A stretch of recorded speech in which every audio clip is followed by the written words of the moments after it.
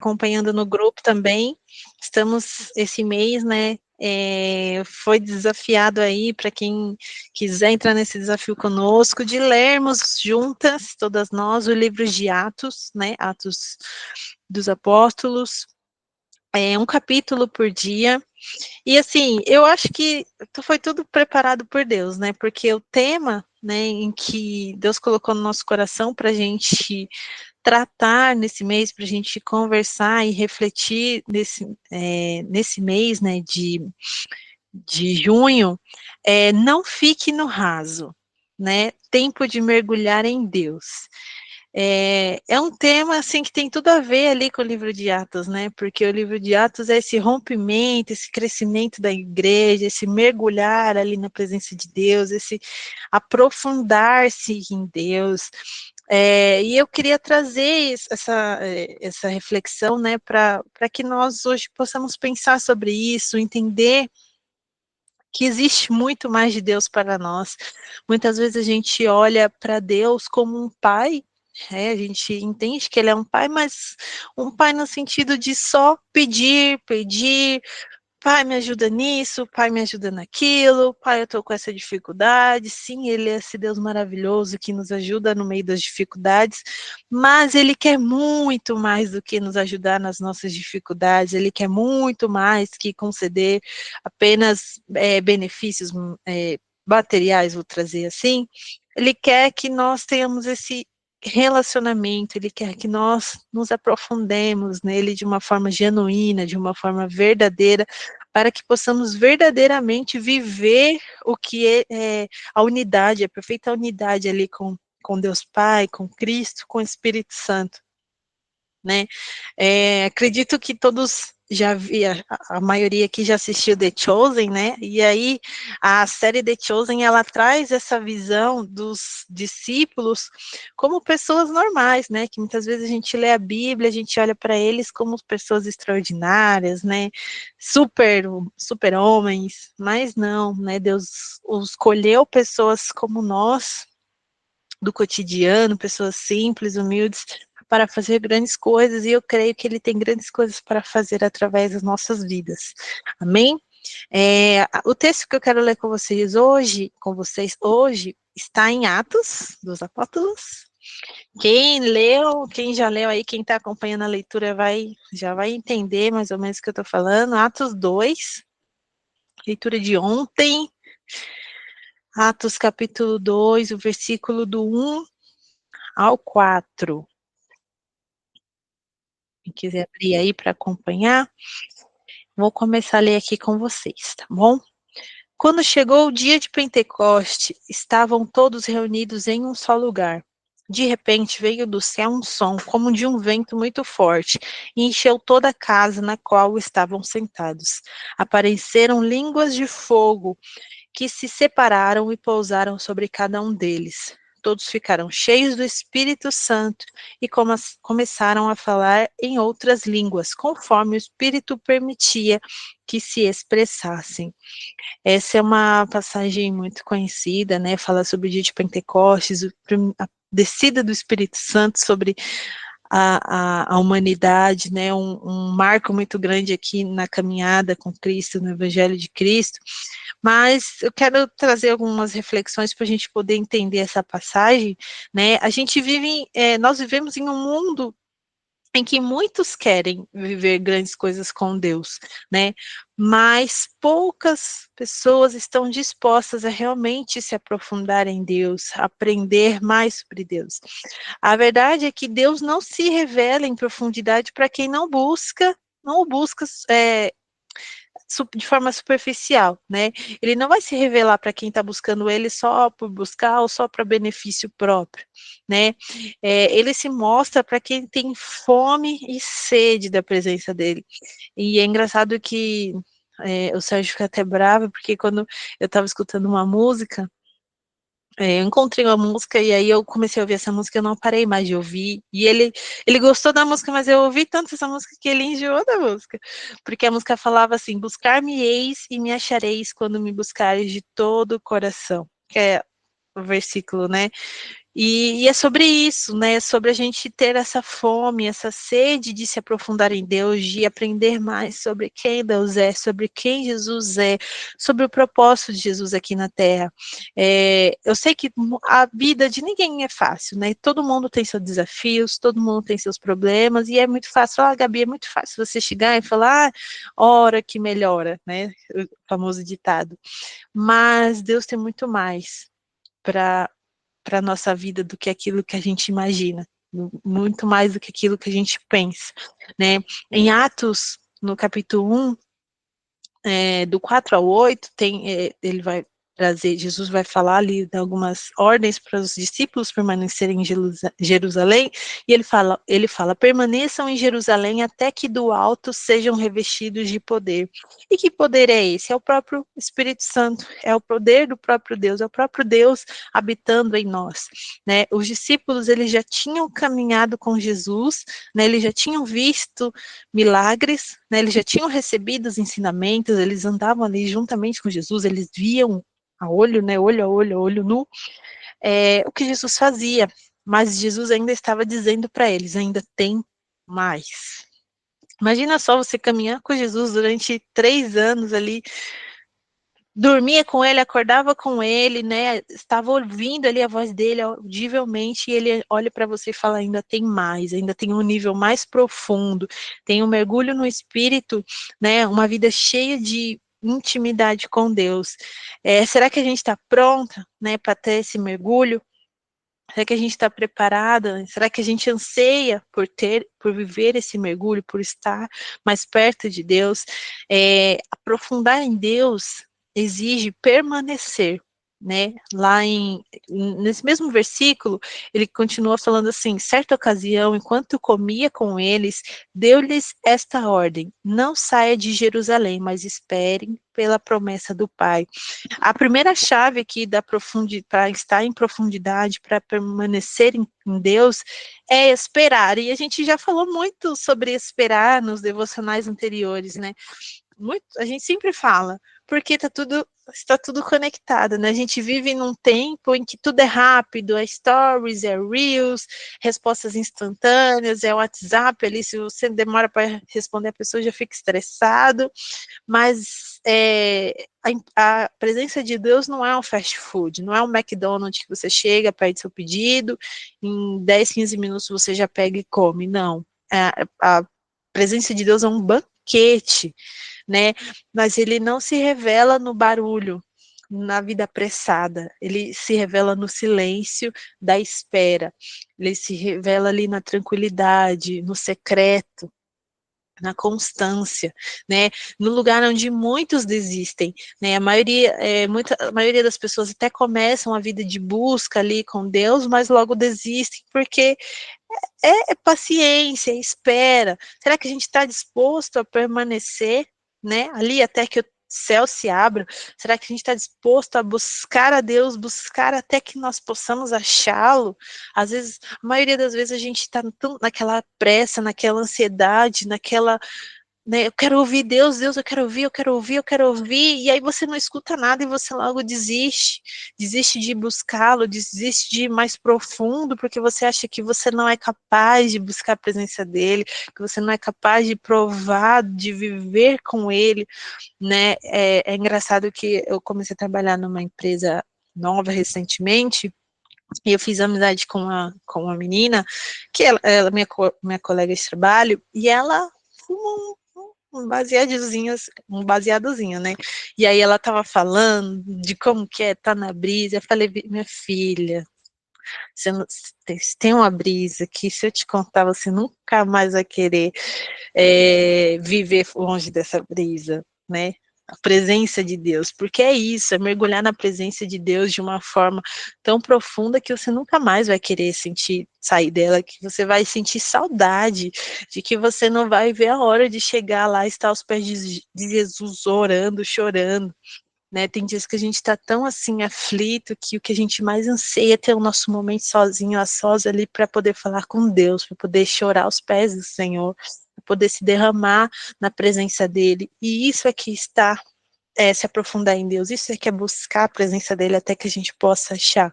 Isso é o mais importante, é mais importante do que tesouro, é mais importante do que qualquer coisa que o mundo possa nos oferecer, qualquer coisa, nada se compara.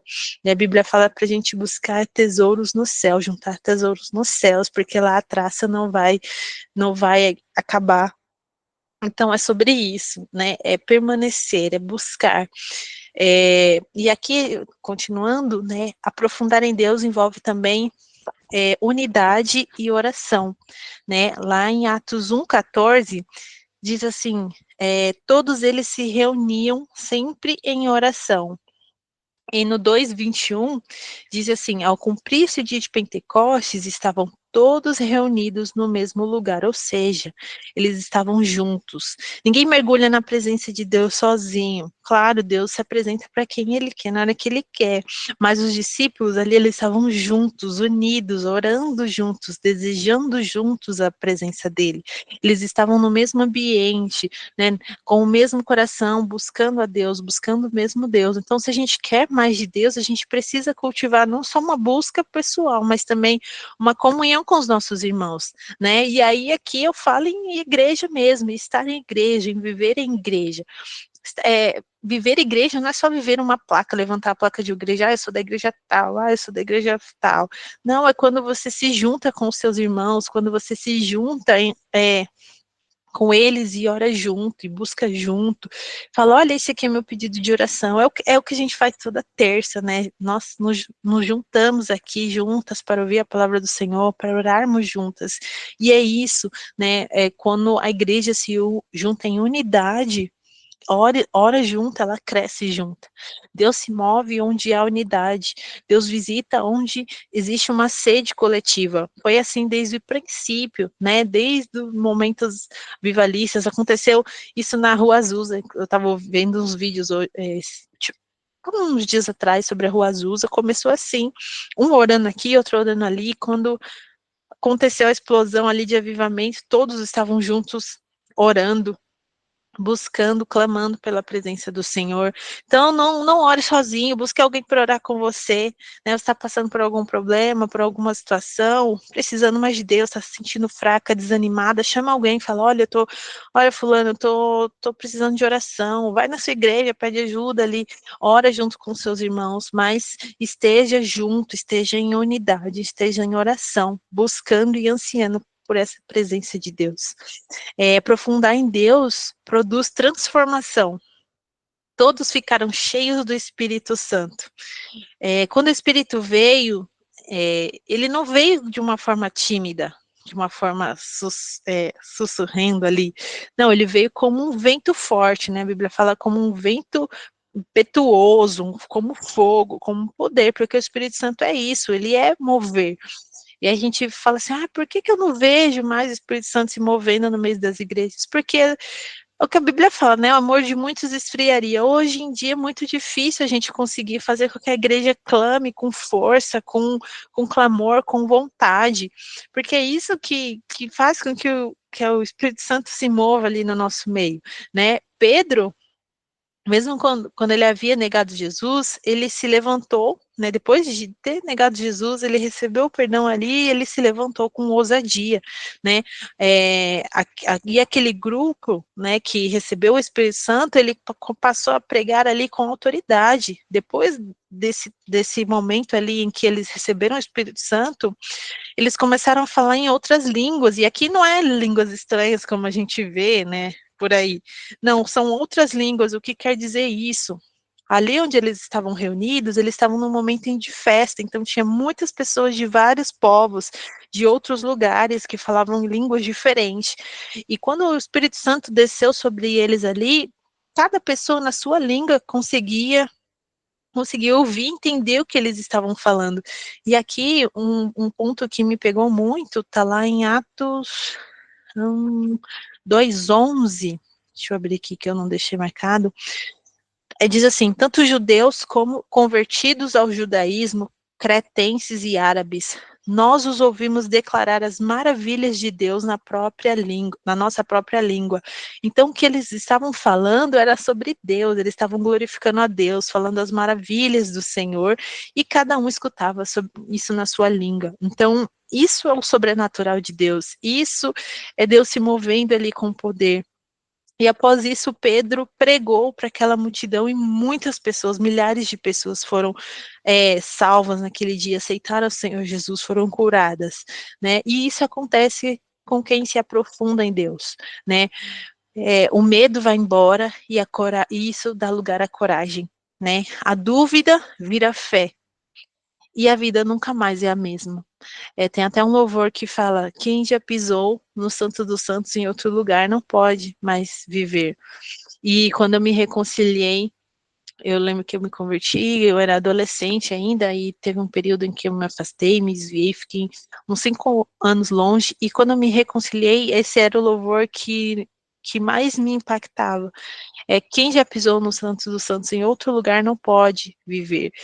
E se você não sente essa falta, não sente esse pesar de estar longe de Deus, se questione se você realmente já viveu nessa presença de Deus. E se você não viveu, busque-a, porque a palavra de Deus, Deus não é homem para mentir, e ele diz na sua palavra que quem buscá-lo o irá achar, mas você precisa buscar de todo o seu coração, buscar com força, com anseio, como se a sua vida dependesse daquilo, e ela realmente depende daquilo, né? Quem se aprofunda em Deus transborda. Em Atos 2, a gente está falando muito sobre Atos, porque foi o que a gente leu, viu? Estou falando nada que a gente não leu. Lá no capítulo 2, no 40 e no 41, diz assim: com muitas palavras os advertia e insistia com eles. Os que aceitaram a mensagem foram batizados, e naquele dia houve acréscimo de cerca de 3.000 pessoas. Como eu falei, né? 3.000 pessoas foram batizadas ali pelo Espírito Santo.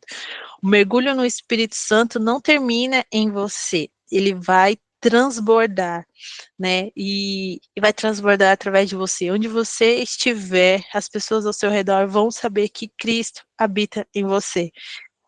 Isso é para a glória dele, para a glória de Deus, né? Por ele, né? Até o pastor pregou no domingo na nossa igreja, dele, por ele, para ele são todas as coisas. E essa mensagem ficou assim no meu coração.